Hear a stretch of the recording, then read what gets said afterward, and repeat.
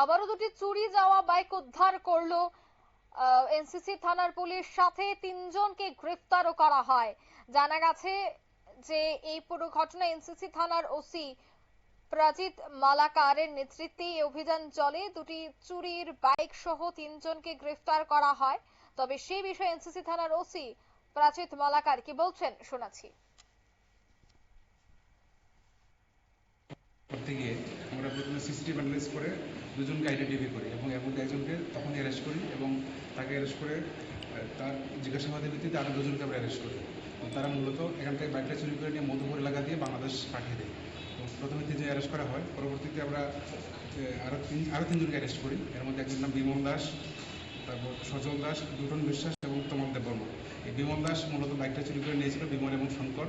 বাকি তিনজন তারা মধুপুর বড়া এরিয়াতে থাকে, তারা বাইকগুলো বাংলাদেশ পাই করে। তো আমরা মোটামুটি 6 জনকে অ্যারেস্ট করতে সক্ষম হয়েছি এবং বাকিটা আমরা আরও একজন নাম এসেছে সেটা তদন্ত করে দিয়েছি আজকে কতজন। এবং তারা মূলত যে বাইকগুলি নিয়ে শহরে আসে চুরি করার উদ্দেশ্যে এবং রেকি করে, এবং এরকম দুটো বাইক তাদের কাছ থেকে আমরা উদ্ধার করেছি। আজকে কয়টা বাইক সঙ্গে কতজন, তারা কি কি কোন ভাবে অ্যারেস্ট করেছে? আজকে মোট 3 জন অ্যারেস্ট করা হয়েছে, এর মধ্যে দুটো বাইক সহ।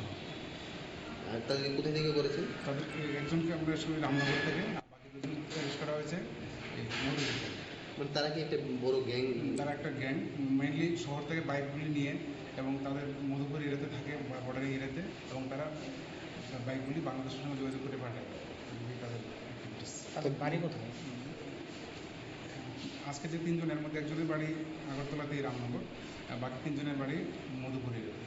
যে প্রথম যে 3 জন, তাদেরকে জিজ্ঞাসাবাদের পর কি মনে হয়েছে এই গ্যাংয়ে কতজন রয়েছে এবং এখন কতজন ধরতে সক্ষম? তাদের জিজ্ঞাসাবাদের ভিত্তিতে আমরা 6 জনকে মোটে অ্যারেস্ট করেছি এবং আরও 1-2 জনের নাম রয়েছে, এবং বিশেষ করে বাংলাদেশের সঙ্গে কীভাবে ট্রানজ্যাকশনটা হয় সেটা আমরা একটা লিঙ্ক পেয়েছি, সেটা আমরা ইনভেস্টিগেশন করে দেখছি। আপনারা শুনলেন পুলিশের বক্তব্য।